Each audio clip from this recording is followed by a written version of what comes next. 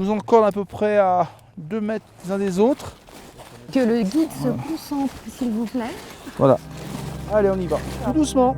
Soyez confiants, mais toujours concentrés. C'est très bien. Oui, alors là, tu vois de face avec la vallée en bas, c'est la minute adrénaline.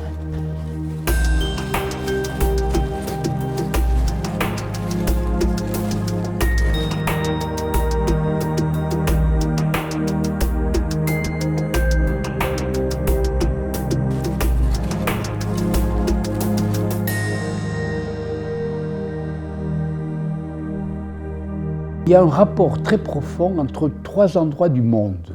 Le désert, la haute mer et la haute montagne, tu ne peux pas y habiter. Et par conséquent, quelle est l'expérience que tu as? Tu as directement l'expérience de la planète. De la planète. Tu vois? La planète comme telle. La planète comme elle était au premier jour de sa formation. Et là, il y a une exploration, il n'y a pas de doute. C'est en dehors de l'habitat des humains. Ce n'est pas un habitat.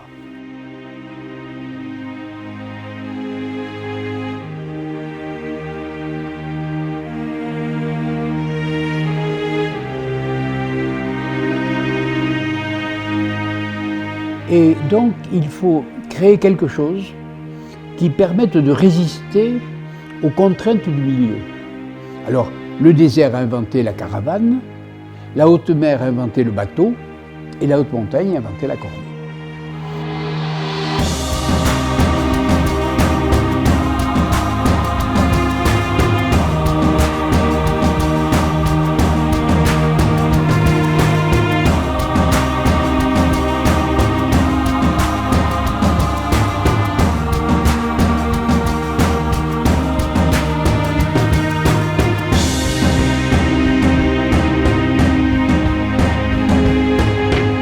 J'ai un souvenir de la cordée comme quelque chose qui m'a quand même beaucoup appris, il n'y a pas de doute là-dessus, tu vois.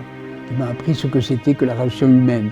C'est-à-dire que la corde, ça matérialise la relation que tu peux avoir avec autrui, tu vois.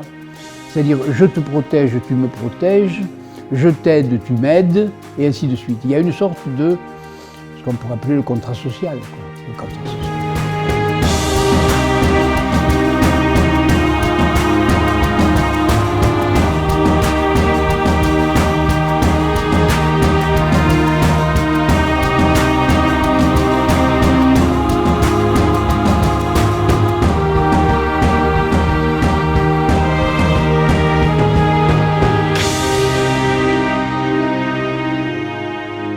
J'ai un peu, pendant 25 ans, fait des sommets dans les Alpes, en compagnie de 2 guides, un de Chamonix, l'autre qui était plutôt du massif des Écrins, tu vois.